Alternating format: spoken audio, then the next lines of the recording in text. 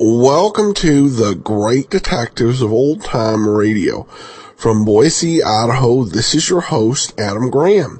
If you have a comment, email it to me, box13@greatdetectives.net. Follow us on Twitter at Radio Detectives, and become one of our friends on Facebook, facebook.com/Radio Detectives.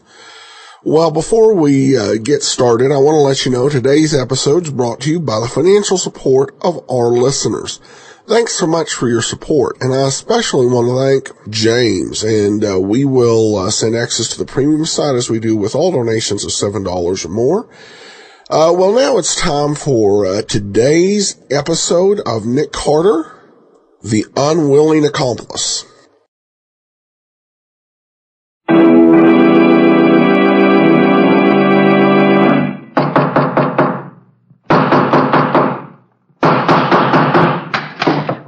What is it? Another case for Nick Carter, Master Detective.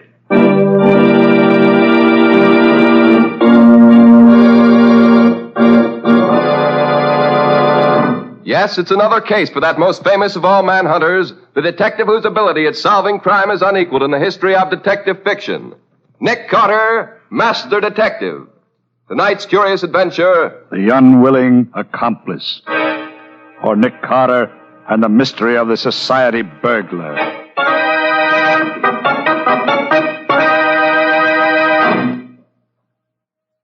Hello, Lieutenant. What's new and interesting? Well, if it ain't my old friend Nicholas Carter, him that used to be a detective. Yeah, what do you mean, used to be? Sure, my boy, tell me, how does it feel to be old and retired? Oh, come now, Riley, I get it. You're a little peeved because I've turned down those few cases you've offered me lately. It's not a few separate cases, Nick. It's all been the same gang, I'm sure of it. They're the slickest bunch this department's ever been up against. We need your help, Nick. Look at this. Came over the wire only this morning. Another society robbery. Quite a haul. Yes, my boy, quite a haul. $75,000 in gems right out of the vault. What do you say now, Nick? Riley, I think you're right. Looks like the same hand in every job. Well, I suggest that for your criminal, you look for someone who's accepted in the homes of society. And is just about the greatest safecracker in the country as well. Oh, thank you, Nick. That's a very great help, I'm sure. Oh, I'm sorry, Riley, but really, I'm not interested. You know I don't take a case unless... Well, what in the name of... Wow, that was close. That stone missed you by inches. So, somebody's trying to bean me now, is it? Well, I'll fix that. Now, wait a minute, Riley. That isn't it.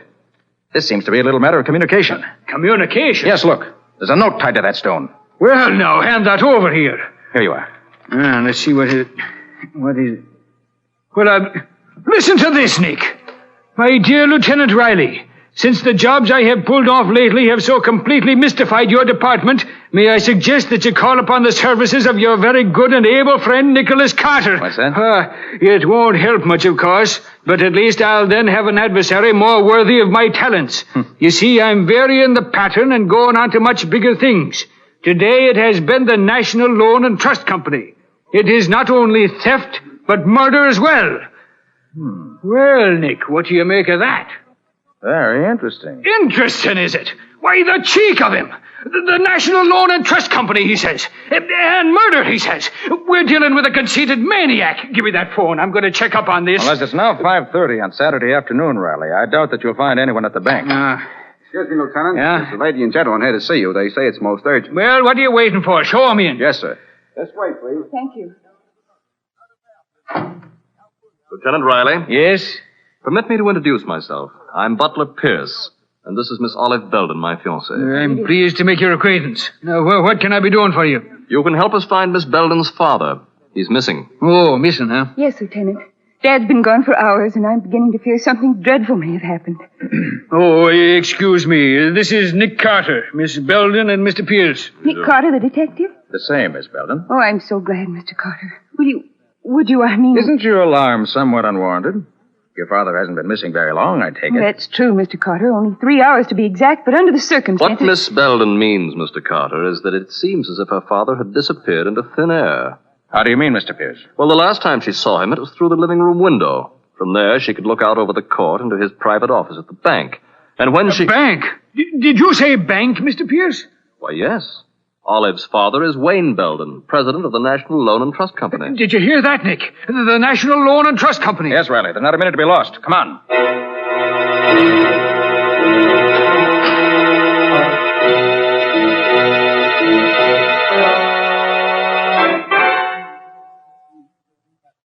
Now, let me get this straight, Miss Belden. You say your father came into his private office here through that special passageway that leads from the house to the bank. That's right, Mr. Carter. Father often spent Saturday afternoons here writing letters. I see. And there was no one else in the bank at that time? No. This is Saturday, you know, and it was after banking hours, of course. When was the last time you saw your father? About 1 o'clock, Mr. Carter. He was sitting at his desk here writing a letter. But when I looked through the window again a few hours later, he wasn't there. You sure he hadn't returned to the house? Positive. I'd have seen him. The passageway opens right into the living room where I was reading. Well, what happened when you looked for him and he wasn't there? Well, just about then, Mr. Pierce called on me. I told him about Father's absence, and we both went to look for him. I see. About what time was that? Oh, about 4 o'clock. And so you both went into the bank as soon as you missed your father? Yes, we found Mr. Belden's office just as you see it now. Then we looked all through the bank. There wasn't a sign of him anywhere. Now, wait a minute, all of you. What was to prevent Mr. Belden from walking right out the front door of the bank? As easy as that. Well, that's not very likely, Lieutenant. He was wearing his house slippers at the time, and he had no coat or hat. And not only that, Riley. You see this letter here on Belden's desk? He was writing it when something interrupted him. You notice anything peculiar about it? Well, no, except that he broke off in the middle of a sentence. More important than that, Riley. He stopped in the middle of a word. Belden was interrupted very abruptly. Oh, that must be the cashier now. Hello, Mr. Cook. Come in. Hello, Miss Belden. I got here just as soon as I could. This is Mr. Carter and Lieutenant Riley. Good afternoon, I don't know gentlemen. you. Now, what's all this I hear about Mr. Belden disappearing? That's right, Mr. Cook. But I've an idea. He'll soon be found. What do you mean by that, Mr. Carter? I've asked Mr. Cook to come down here because as the cashier of the bank, he's the only one beside Mr. Belden who knows the combination to the large vault. And I want that vault opened. Immediately. But that's impossible, Mr. Carter. The large vault operates on a time lock. It can't be opened until 9 o'clock Monday morning. We can't wait that long. It must be open now. I'm sorry, Mr. Carter. That's impossible. Then I'll do it myself. But it's impossible, I tell you. Give me 1 hour and we'll see how impossible it is.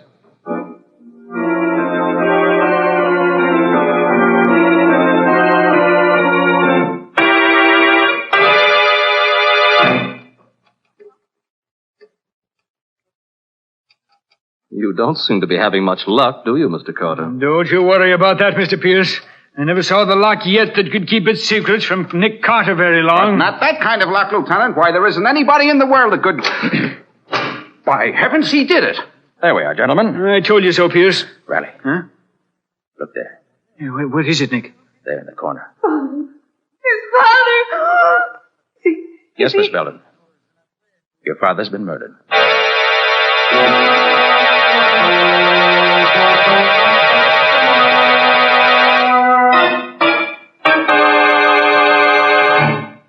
How's Miss Belden, Riley? Oh, she's all right now, Nick. Mr. Pierce took her back to the house. Good.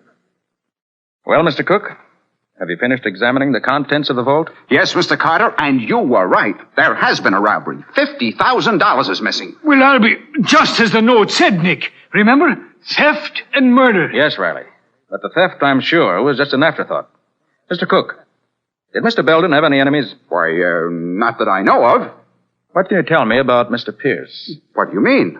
Well, was he friendly with Mr. Belden? Oh, yes, quite. They were very good friends. They'd known each other for years. And was Mr. Pierce in the habit of visiting Mr. Belden in his office at the bank? Oh, yes, very often. He had an account here, rather large one, I might add. Mr. Pierce, you know, is a very wealthy man. Oh, indeed. Yes, sir. Hey, what's that you've got in your hand there, Nick? Oh, this. It's part of a cufflink, Riley, with a very interesting stain on it. A fresh blood stain. Where'd you find it, Nick? In the dead man's hand. But there was no blood on the body. He was done in by a crack on the skull. There was no bleeding. Exactly, Riley. It's undoubtedly the murderer's own blood. Probably tore his hand on the broken edge of the cufflink in the scuffle. Do you want me for anything else, Mr. Carter? Oh, no, thank you, Mr. Cook. That'll be all. Well, good day. Good day, sir. Oh, Mr. Cook, one more thing. Yes? Tell me, is Mr. Pierce in the habit of wearing his gloves indoors? His gloves? Why, no, never. But, wait. Come to think of it, he was wearing them just now. Wasn't he? Yes, he was. Well, thank you, Mr. Cook. Thank you very much.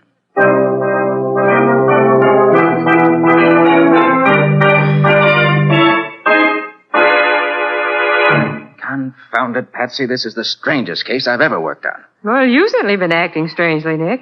Pacing up and down, muttering to yourself. There just isn't a shred of evidence anywhere, Patsy. As far as I can see, no motive whatsoever. Yet I'm positive that Butler Pierce is our man, that he's not only the murderer of Wayne Belden, but is also the society robber that's been baffling the police for months now. But, Nick, he's a rich man. And Wayne Belden was one of his best friends. I know, Patsy, but it still adds up to Butler Pierce.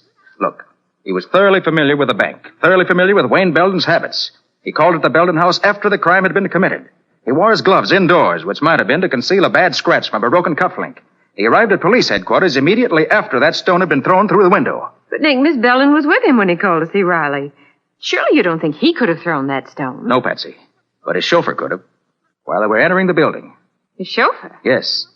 It was he who set me thinking on this line originally. Well, what do you mean by that? Patsy, I got a good look at that chauffeur. And I'm sure I've seen him somewhere before. A long time ago. Oh. And he wasn't on the right side of the law either.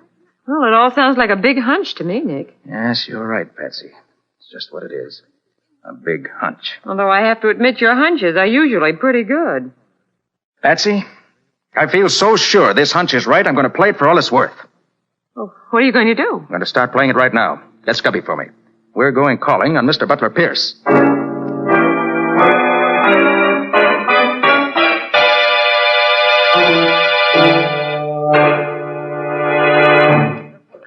You're taking a long time opening that safe, Nick. Well, it's a tough baby, Scubby. But I've almost got it now. Well, I sure hope so, Nick. I don't think Mr. Pierce would like to come home and find us here in his library. Well, at this stage, I grant you, that would be a trifle embarrassing. But when I get through... I did it. Now, let's see what we have here. No, not there. Scubby, look at this. Why, it's full of jewelry. And it's the real stuff. Yes. Unless I miss my bet, every piece of it will answer the description of some stolen gem. Well, let's see what else now. Uh-oh. What's that, Nick? What does it look like? It looks like a package of bills. And all big ones, too. That's exactly what it is, Scubby. Let's see how much. 5, 10... Boy, look at those $1,000 bills. 25, 30, 40, 45, $50,000, Scubby, the exact amount stolen from the bank. Well, of course, it could be a coincidence, Nick. Yes, it could be, but I doubt it. This does it. Scubby, we don't have to speculate any further. No? This letter I found on the drawer here clears up everything. Listen to this. Yeah. Dear Butler, this is a warning to you to permit you to escape if you care to do so. I have definite proof that you're a thief, and on Monday morning I shall place that proof before the proper authorities. You have until that time to escape. Signed, Wayne Belden. Gosh, Nick. Yes, Scubby, gosh. And there we have the motive for Wayne Belden's murder. So your hunch was right after all, Nick. The rich Mr. Pierce is nothing but a thief. And a murderer, Scubby. Oh, well, look, Nick, you better get out of here. Scubby, it just came to me. What? Butler Pierce's chauffeur is really Jim Martin. I knew I'd seen him before. Jim Martin? I never heard of him, Nick. No, that was before your time. Oh. I tangled with him many years ago on the West Coast. One of the cleverest cracksmen in the business. He could open almost any safe I could. Oh, so that's it. He and Pierce have been working together. Yes. Pierce was the front and real brains, while Martin supplied the technical skills, so to speak. Oh, I see. Well, what now, Nick? Scubby? Yeah? I want you to clear out of here quick. Take Wayne Belden's letter with you. Mm-hmm. Get it to Lieutenant Riley immediately and tell him to pick up Jim Martin. Oh, well, what about Butler Pierce? Don't you worry about him, Scubby. I'm staying right here. I want to tackle Butler Pierce myself.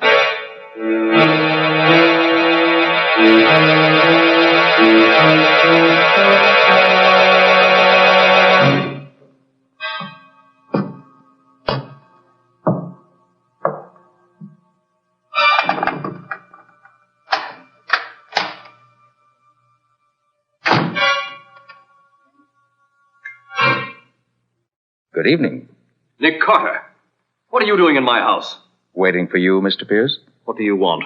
I want you to be reasonable and not make any fuss. This isn't a water pistol I've got in my hand. Have you gone mad? What in the world are you talking about? It's no go, Pierce. You can drop the act. I took the liberty of going through your safe. Oh, so that's it.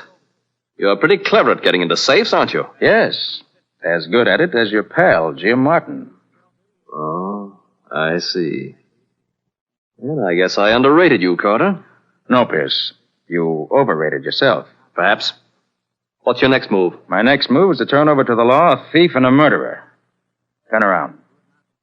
Get your hands behind you. Uh-huh. So there is a scratch on your wrist, just as I expected. There. Guess those handcuffs ought to hold you for a while. Sit down on that chair. And stay there.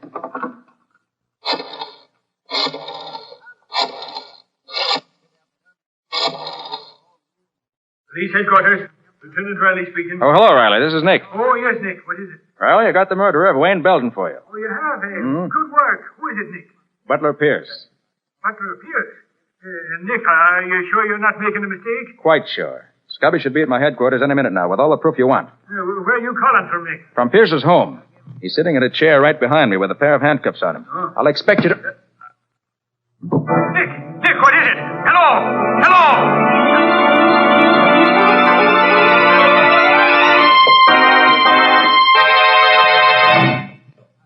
Nick.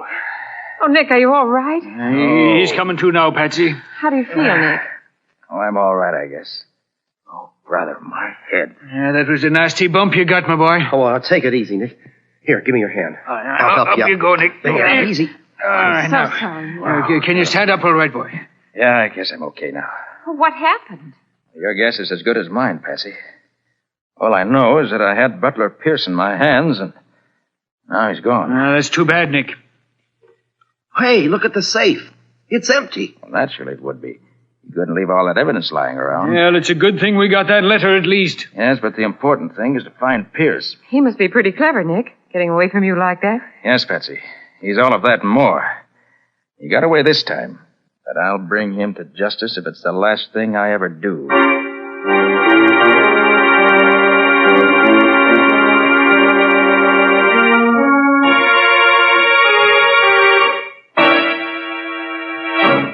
Well, Nick, we got Jim Martin anyway. Picked him up late last night. Good work, Riley.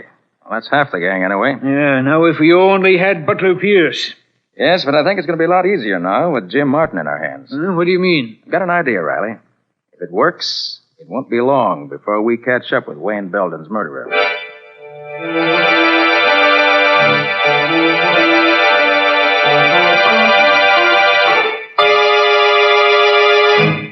Well, Martin, we meet again.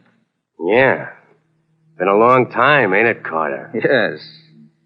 But I never forget a face, Martin, no matter how much has been changed. I must say, though, that the doctor did a pretty good job on you, but it just isn't quite good enough. Yeah, you're a smart egg, all right. I guess the boss knows that by now. He's a pretty keen one himself, Martin. I had him, but he got away. Did, huh? Mm-hmm. Boy, he sure is a slick one. Well, I thought when I had the cuffs on him... Say, you didn't make the mistake of trying to hold him with a pair of handcuffs, did you? Yes. Why? There ain't a pair made that could hold Butler Pierce. He's a regular whiz. Maybe so. Martin, you're in a pretty tough spot. Murder's serious business. Murder? Oh, no. You're barking up the wrong tree, Carter. I didn't have nothing to do with that. But you did open the vault at the bank. Sure. Like I done all the jobs for Pierce after he paved the way. But murder, that ain't my racket. Maybe not. But it'll go a lot easier with you, Martin, if you play ball. Meaning? You know where Pierce's hideout is. Sure. What about it? We want you to help us put the finger on him.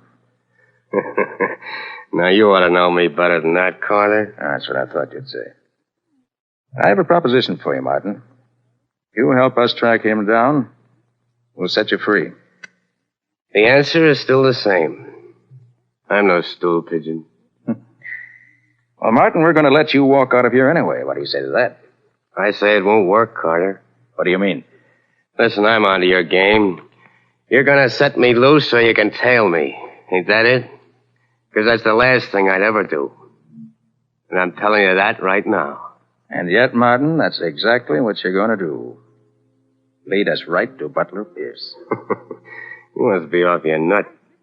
I wouldn't even try to go near him. In fact, I'd do everything I could to throw you off. I know that, Martin. And yet, in spite of yourself, you're going to help us catch Butler Pierce.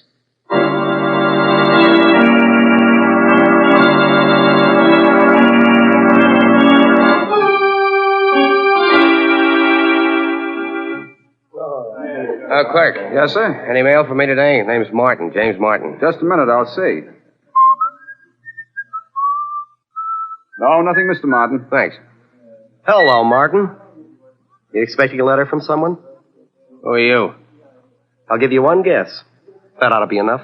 Oh, you must be the guy that's following me. One of the guys, Martin. I'm Scubby Wilson. I work with Nick Carter. Ah, glad to see you. You know, I've been getting sort of anxious the last few days to know what you guys look like.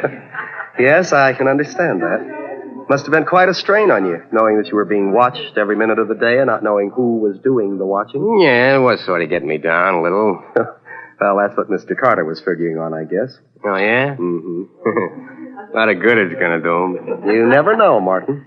Say, I can't figure this thing at all. Oh, you're not supposed to, Martin. No, you just keep on having a good time, that's all. You bet I will.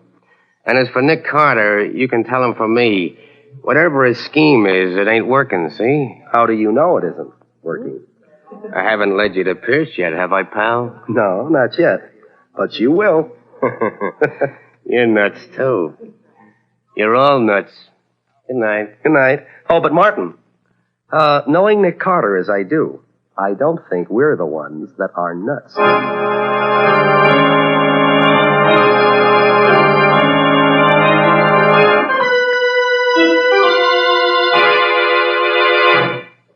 Well, Nicky, you don't look like that little plan of yours is going to pay off, does it now?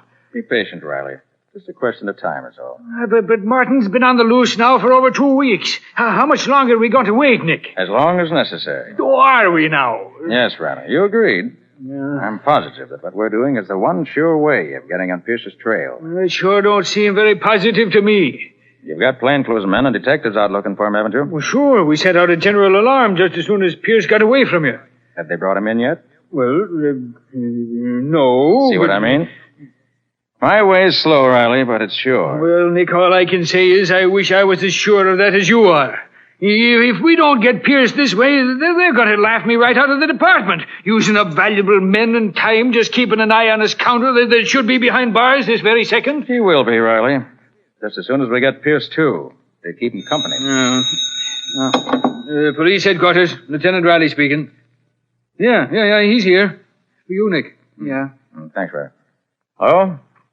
Oh, yes, Scubby. Yeah? Oh, you did it? Okay, that's fine, Scubby. Good work. So long, Scubby. Well, Riley, it looks like this is it. Yeah? What happened? Did Martin finally get in touch with Pierce? No, Riley. It happened as I expected. The mountain came to Mohammed. Huh? Who did what? Unless I'm very much mistaken, Pierce has finally got in touch with Martin.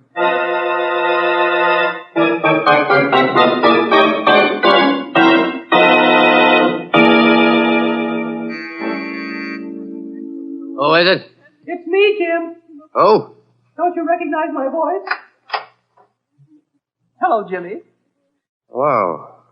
Who are you? May I come in? Look, lady, I'm afraid there's some mistake. You got the wrong party. There's no mistake, Martin. Holy Mac, it's you, Pierce. Yes, it's me. Gosh, boss, I've seen most of your disguises, but this beats them all. You really look like a woman. Thanks. Hey, you shouldn't have come here, though, boss. It's dangerous. Yes, Martin, very dangerous. For you? What do you mean, boss? I don't like a squealer, Martin. A squealer? Me? Hey, you got this all wrong. Have I? I never ratted on anyone, boss. I wouldn't start now. Not even to save your own neck? You were in this thing as deep as I, you know. Sure, I know that, but whatever gave you the idea I'd rat on you? What gave me the idea? Oh, I get it. You mean, why am I out of jail?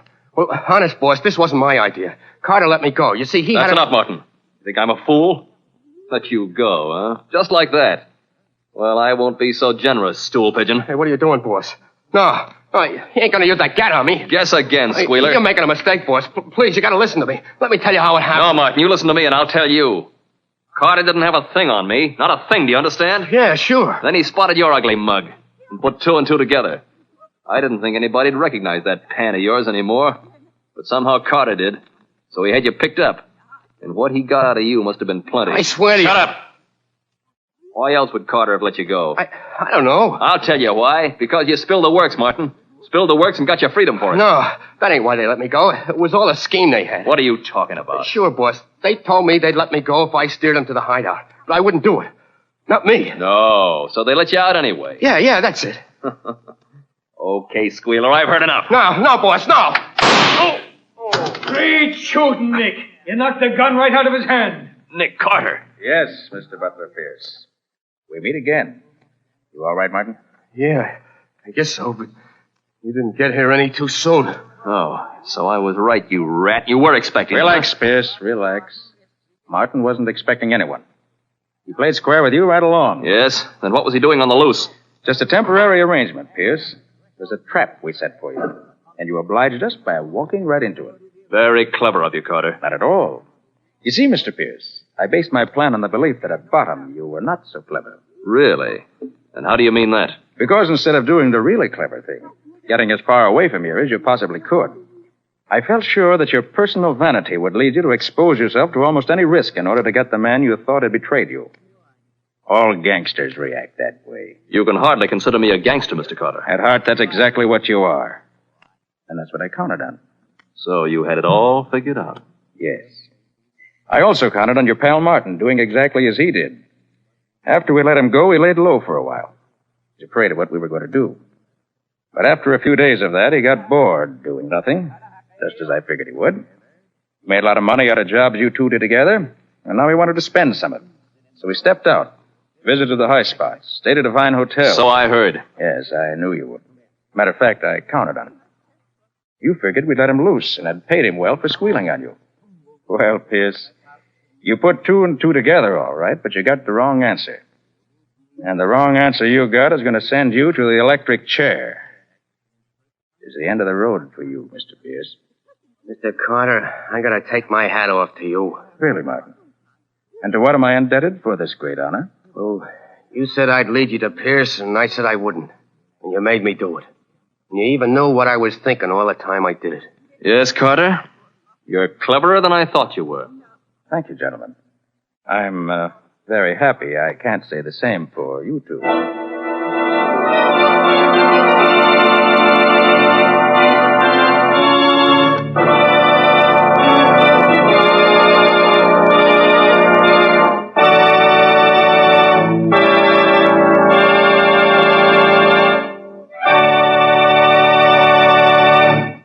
This has been another of the strange adventures of Nick Carter, Master Detective, which are brought to you regularly at the same time each week by WOR Mutual. What's your story going to be next week, Nick? Well, the title of the story that I want to tell you next week really gives you the clue to the whole thing. I call it The Corpse in the Cab. Oh, you mean, I suppose, that you're going to tell us how the corpse got into the cab, who the corpse was, and so on. Is that the idea? That's the idea, Mr. Scott. But it's not nearly as simple as it sounds when you tell it. There were no clues on the corpse. No means of identification at all. That isn't quite true, Patsy. It would have been literally true if you hadn't been called in on the job. You know, Lieutenant Riley was completely stumped. Yes, but I'm not sure just how little it takes to stump our friend Riley completely. Anyway, Mr. Scott, if Nick hadn't been able to apply a little real deductive reasoning to the few bits of evidence he could find, the case would still be a mystery. I know that. Well, Patsy, however that may be, I can assure you that next week's story will keep you guessing right to the very end. And until then, so long, folks. So long, everybody. And so long to you both, Nick and Patsy. In the strange adventure you have just heard, Nick Carter was impersonated by Lon Clark, Patsy by Helen Choate, Scubby by John Kane. The story was written for Nick Carter by Ralph Berkey. Original music was played by Lou White. The entire production was under the direction of Jock McGregor.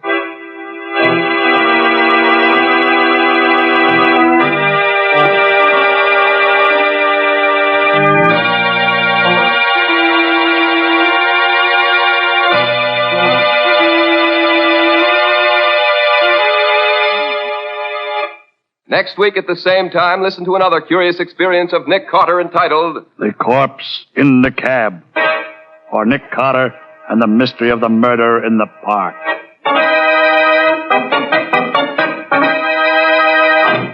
This story is a copyrighted feature of Street and Smith Publications, Incorporated. The Return of Nick Carter is produced in the studios of WOR and is broadcast over most of these stations every Saturday evening at 7 o'clock Eastern War Time. And don't forget, the adventures of Nick's adopted son, Chick Carter, are broadcast over most of these stations Monday through Friday at 5:30 p.m. Eastern War Time. This is Mutual.